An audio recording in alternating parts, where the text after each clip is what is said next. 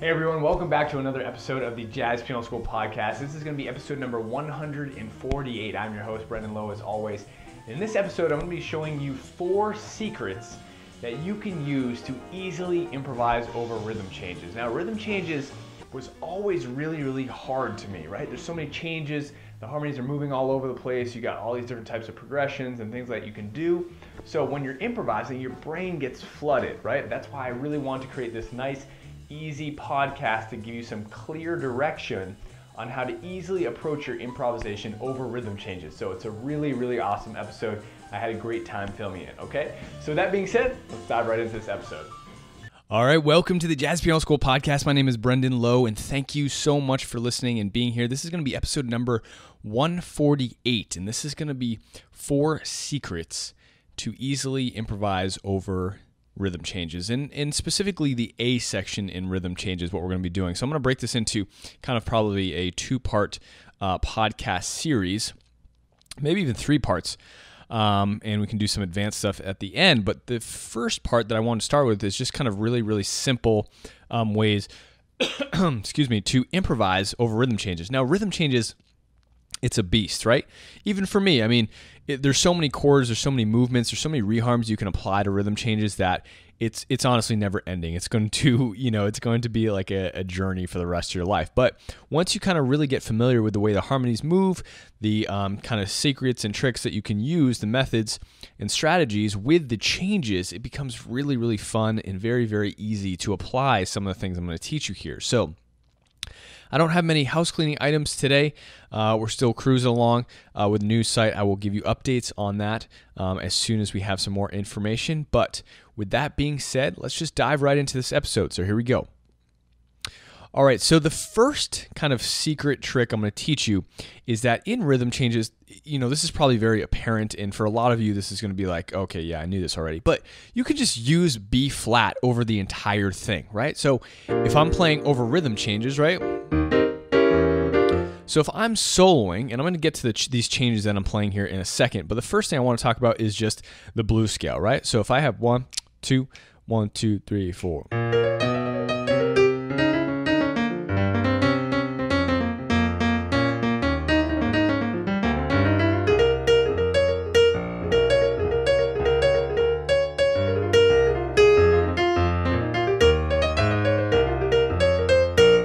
Right, that's all just blues scale. I was just simply playing my right hand blues scale, right? I had a couple of trills, and again, it doesn't have to be that fancy, right? It doesn't have to be that fast either. If we took it a little slower, you can just focus on your motifs in your right hand, right? Just develop some patterns, really try and focus on your storytelling. Go back to the episode that I talked to, I did a podcast on storytelling a little bit ago, and you can listen to that. Here's a little bit slower though. 1, 2, 1, 2, 3, 4.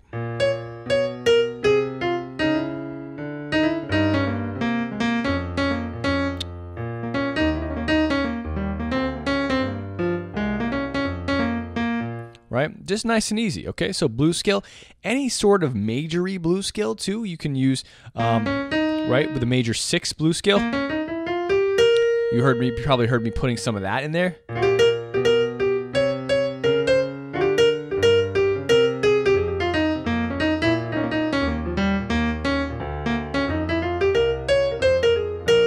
Right? Major 6 blues scale is really good, so that's going to be 1, flat 3, flat 4, or 4, I should say, not flat 4. Here's flat 5, 5, 6, and 1.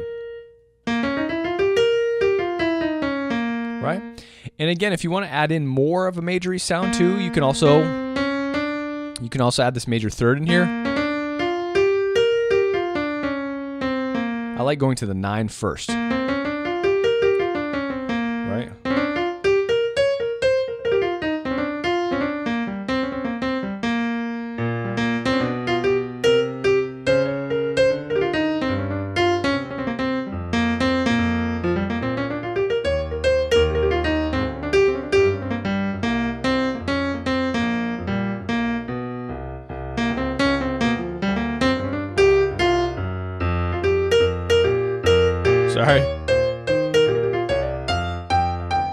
Sorry, I screwed up my bass line there.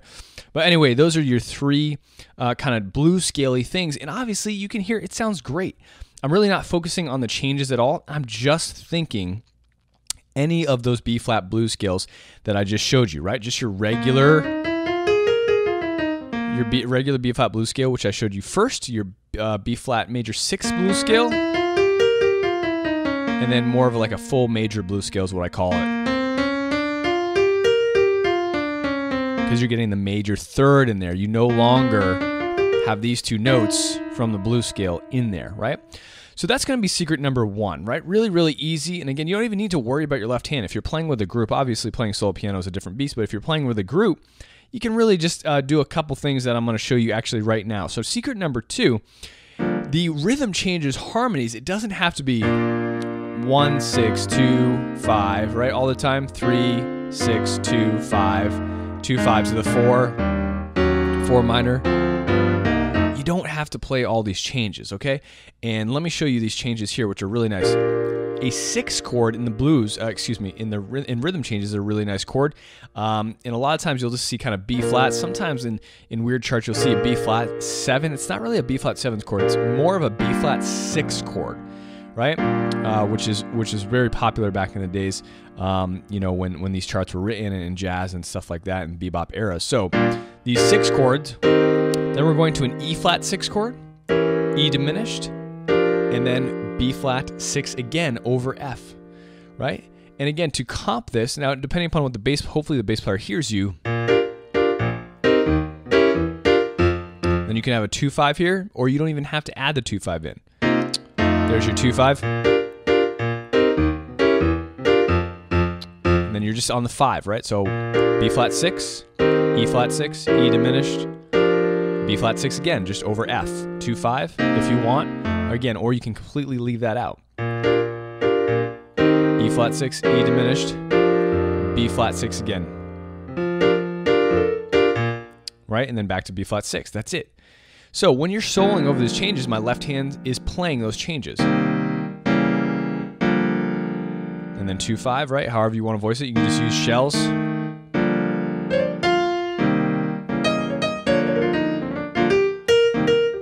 And you can even just keep doing the B flat 6, right? You can just keep doing this pattern.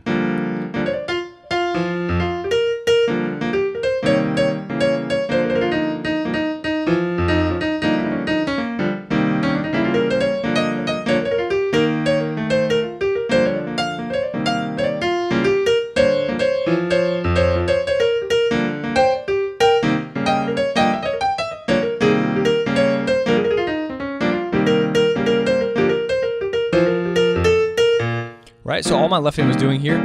Now again, I was just doing blues scale there, but again, you can kind of go into more of a B flat, right? Then you can go to E flat 6. However you want to kind of solo over your E flat 6 chord, right? You can do kind of more of a simple thing, just kind of outlining the chord tones with more of a pentatonic, E flat pentatonic, right? Because that will get the 6 in there. You can also do more of like a chord tony thing, right? Where you're just taking these 4 notes, the chord tones. You can also do more of a scaly thing.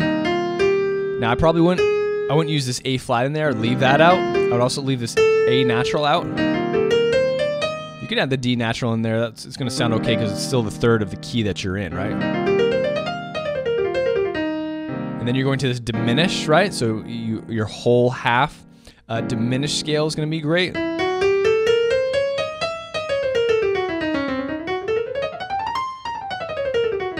Right, so E diminished, whole half, whole step, half step, whole step, half step, whole step, half step, whole step, half step.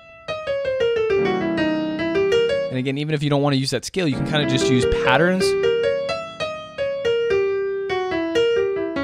And then you're back to your B flat 6. Right, so you really only have 3 chords here that you need to solo. Your B flat 6, right, E flat 6 and E diminished.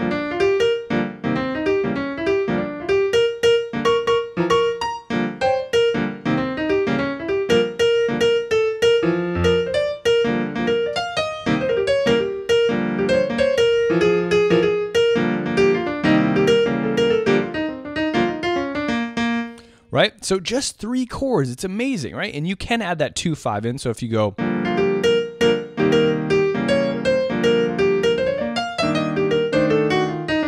right? So I add in more of a 2/5 lick, not lick, but line there, right? Bebop line. So whatever 2/5 language you may have, you can add that in there, okay? Super, super simple stuff happening right there, which is awesome, okay? Now, secret number 3, or method number 3, is going to be kind of removing some of the chords from all the 1, 6, 2, 5s. Now, again, if you want to try and get more linear, like horizontal, with the your playing, well, vertical chords, I should say, not just playing over the blues scale, but like playing within the changes here, right? So if you want to play B flat, right? Sorry. You know, if you want to get to that point, start by just making it a little bit simpler. So instead of going directly to the 6th chord, you can just go B flat, 2, 5, right? And then you can go back to 1 again. You actually don't even have to go to the 3, but depending upon what skill level you're at, start to add in more chords. So your changes that you're going to solo over could be 1, 2, 5, 3, 6, 2, 5, back to 1, and then you can combine it with the last thing I showed you. You can do your, right? So you see how you can kind of mix and match? You can go back to this progression here. Your E flat 6, E diminished, B flat 6, and then back to 1. So I could just do this.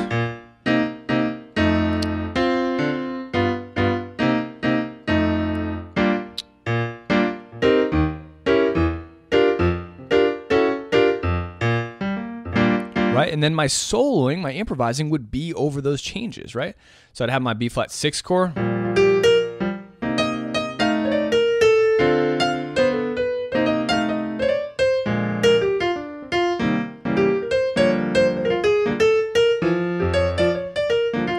And here's your 2, 5. And here's your 3 to your 6 chord if you can handle that.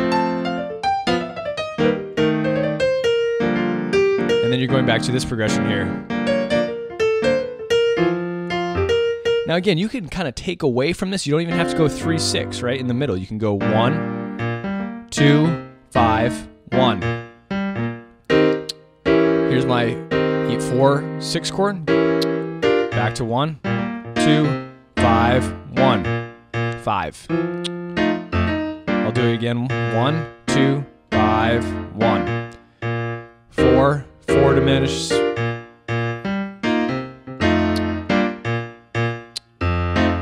Right, 5 dominant, or whatever you want to play here. And I could just solo over that, right? 1, 2, 3, 4.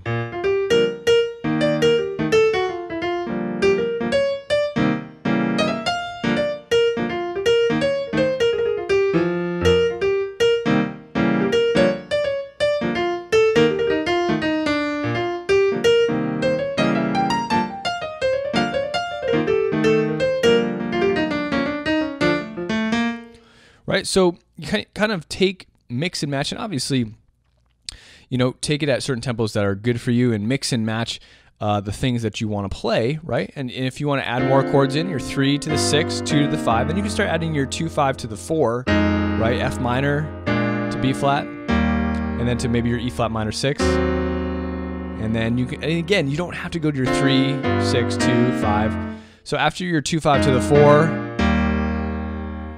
minor, you can just go 1, 5, 1. You don't have to go, right? There's so many different ways you can work around it, right? So kind of move in and out, take chords in and out, try and mix and match. And I would just writing down progressions that you can start to practice over. So write down the progressions, very, very simple progressions. Then once you're good with that, start to add in a couple chords, right? Add in some chords that will, you know, challenge you, and then, you know, adding in some 3, 6s, right? And again, maybe you add in diminished, sharp 1 diminished to 2, sharp 2 diminished, right? So you can start adding in your diminished chords in certain places, right? So you get, you know, and you can start practicing your movements through the diminished chords, or any of the movements there. So that's going to be number 3. Now, number 4 is getting into a little bit more of the advanced portions that I was talking about just for a second now, and I'm just going to cover some of the harmonies, right? So basically, there's so many different types of movements in rhythm changes, and one of the movements here is just moving up by half steps, right? Right, coming back down, 2, 5, 1, 2, 5, 1. Right now, one of the easy ways to kind of think about this is just to chunk the progressions, right? So if you think 1, 6, 2, 5, right? That's one chunk. So what you should do is practice that chunk, right? However you want to do it. You know, if you want to practice just moving your chord tones. That wasn't the best line, but just practice that little chunk of progression, right? Then start to add in your 3, 6, 2, 5, right? So once you got this,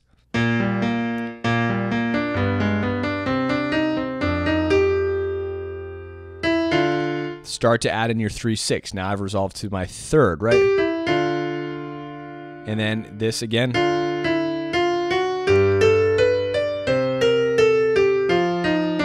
So now you have 3, 6, 2, 5. That would be your next chunk. Okay, your next chunk is 2, 5 to the 4. And then you have your 4 minor. Sorry.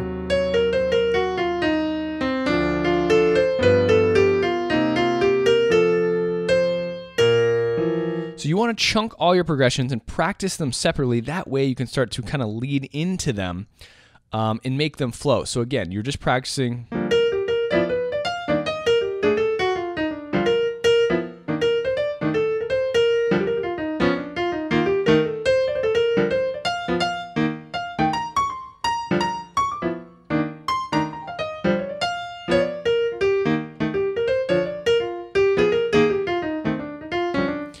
And then you do your next chunk, your 3, 6, 2, 5. 3, 6, 2, 5, however you want to voice it, right? 1, 2, 3, 4.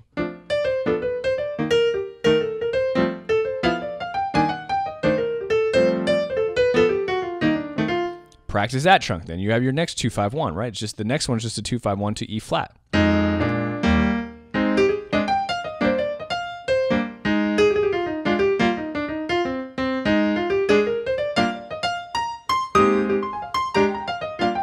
You know, whatever it is, right? Then you got your next chunk. You got your E flat minor 6 chord. Then you got your 3, 6, 2, 5. And eventually, you start to string it slowly all together. 1, 2, 1, 2, 3, 4.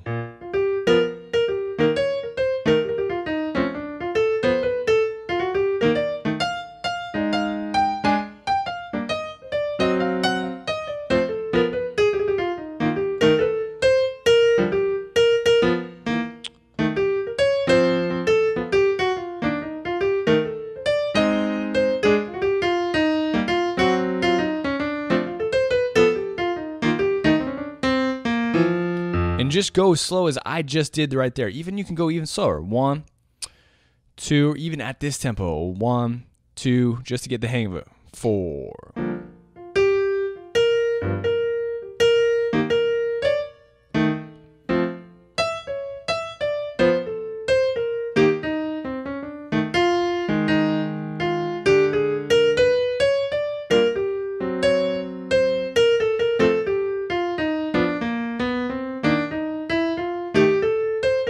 Right? That way you're really, really set on hitting all the chord tones, making sure your transitions are really, really smooth through all the harmonies. You're kind of moving in and out of the harmonies, right? So number 4 secret to kind of advancing your progressions in your improvisation, is going to be chunking. Chunking your progressions, and you can even chunk smaller. Just do the 1 to the 6.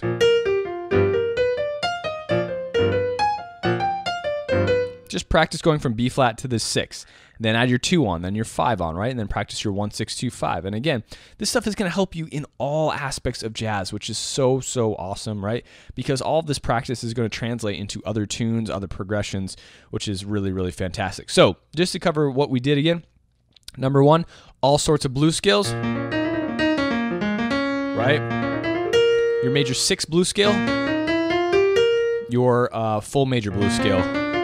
Right? Number 1, reharm is this simple reharm. You don't have to play all the chords, right? Just B flat 6, E flat 6, sorry, E diminished, B flat 6 again over F. 2-5.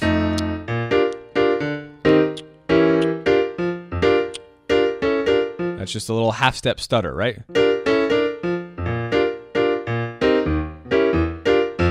Okay.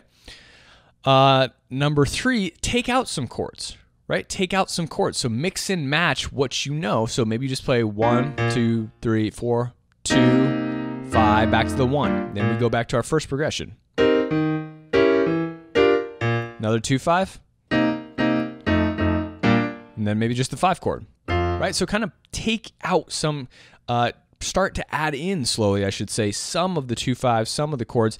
And finally, secret number 4 is going to be to chunk the progressions, practice them individually, and then tie them together. So chunk your 1, 6, 2, 5, right? Chunk your 3, 6, 2, 5, 2, 5 to the 4 minor, and then 3, 6, 2, 5. You're back to the top. Okay? Hope you guys enjoyed that, and thank you guys so much for listening to the podcast. Have a fantastic day, and as always, happy practicing. All right, well, I hope you guys enjoyed that episode. It was a lot of fun. These 4 secrets have helped me so much when I've been playing and improvising or rhythm changes. If you haven't subscribed to our Jazz Piano School podcast, please do that below. We release a new free podcast with different educators every single Wednesday. We also release a new lick of the week every single Monday. And don't forget to go to JazzPianoSchool.com to check out all of our other amazing free education. With that being said, have a fantastic day, and as always, happy practicing.